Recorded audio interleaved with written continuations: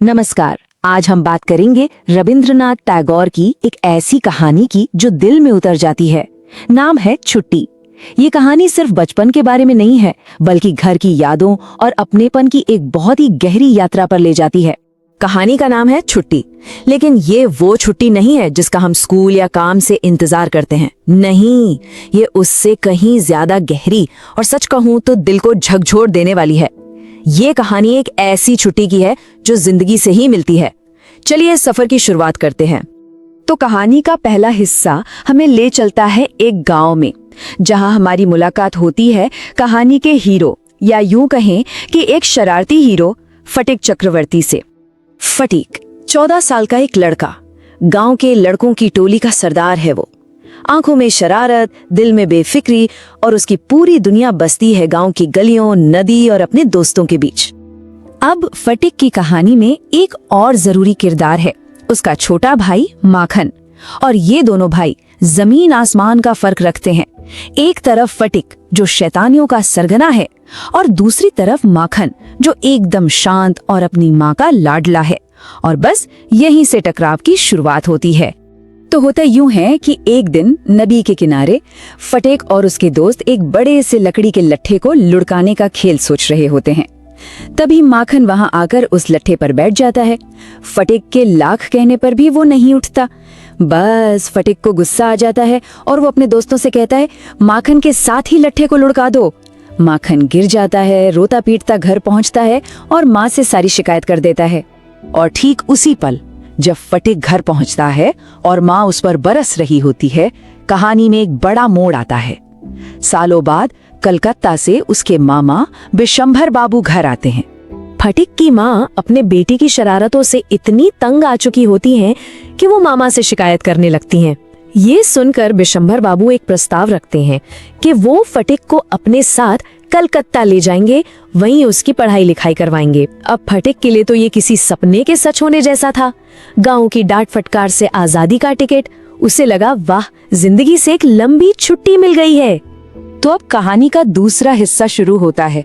सपनों का शहर कलकत्ता क्या फटिक के लिए वैसा ही था जैसा उसने सोचा था? चलिए देखते हैं। फटिक की यात्रा एक तरह से इन 4 पड़ावों से गुजरती है। पहले गांव की आजादी, फिर कलकत्ता का सपना, लेकिन वहां उसे मिलता है शहर का अकेलापन, जो उसे कहानी के आखिरी और सबसे दर्दनाक मोड़ तक ले जाता है। कलकत्ता पहुंचते ही फटिक का सपना टूटने लगता है। उसकी मामी के लिए वो कोई प्यारा भांजा नहीं, बल्कि एक अनचाहा बोझ है। मामी के खुद के 3 बेटे थे और फटिक उनके लिए बस एक और जिम्मेदारी बन गया था। उसके साथ प्यार नहीं, बस एक तरह का फर्ज निभाया जा रहा था। शहर में फटिक की मुश्किलें दिन ब दिन बढ़ती जाती हैं। गांव की खुली हवा में पला बढ़ा वो लड़का शहर की 4 दीवारी में जैसे घुटने लगता है। न मामी से प्यार मिलता है, न दोस्तों वाली आजादी। स्कूल में सबसे पीछे रह जाता है, अपनी किताबें तक खो देता है। और सबसे बुरी बात, उसे अपना गांव, वो नदी और अपनी माँ बहुत याद आने लगती है। और अब हम पहुंचते हैं कहानी के तीसरे और सबसे मार्मिक हिस्से में। वो हिस्सा जहां फटिक की घर वापसी की तड़प अपनी इंतहा पर पहुंच जाती है। घर की याद और अकेलेपन का बोझ अब फटिक के शरीर पर दिखने लगता है। उसे तेज बुखार हो जाता है। लेकिन ये सिर्फ जिस्म की बीमारी नहीं थी, ये तो रूह की बीमारी थी। शहर के अकेलेपन और अपनेपन की कमी से पैदा हुई एक उदासी थी जो बुखार बनकर फूट पड़ी थी। उसे डर लगने लगता है कि वो अपनी मामी के लिए और भी ज्यादा मुसीबत बन गया है। इसी डर से वो एक दिन चुपके से अपनी गांव की ओर भागने की कोशिश करता है, लेकिन रास्ते में तेज बारिश में फंस जाता है और पुलिस उसे पकड़कर वापस ले आती है। इस सब से उसकी हालत और भी बिगड़ जाती है। तेज बुखार की बेहोशी में फटिक का दिमाग मानो वापस अपने गांव पहुंच जाता है। वो बस एक ही बात बड़बड़ाता रहता है, माँ मुझे मत मारो, मैं सच बोल रहा हूँ। ये शब्द उसके दिल में दबे दर्द और माँ के लिए उसकी तड़प को दिखाते हैं। फटिक की हालत बिगड़ती देख मामा उसकी माँ को खबर भिजवाते हैं।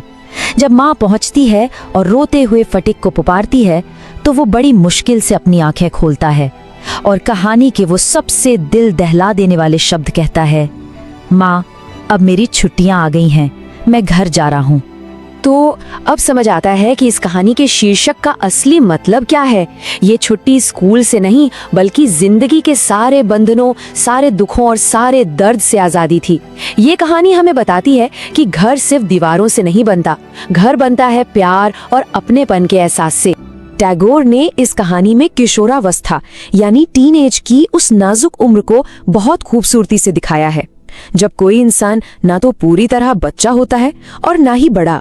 उसे सबसे ज्यादा जरूरत होती है सहानुभूति की, प्यार से समझने की, न कि सिर्फ अनुशासन की। और आखिर में ये कहानी हम सब के लिए एक सवाल छोड़ जाती है कि किसी भी बच्चे के लिए घर का मतलब क्या है। क्या वो सिर्फ एक इमारत है, चार दीवारें हैं, या फिर वो प्यार और अपनेपन का एक एहसास है जहां उसे लगे कि वो महफूज है।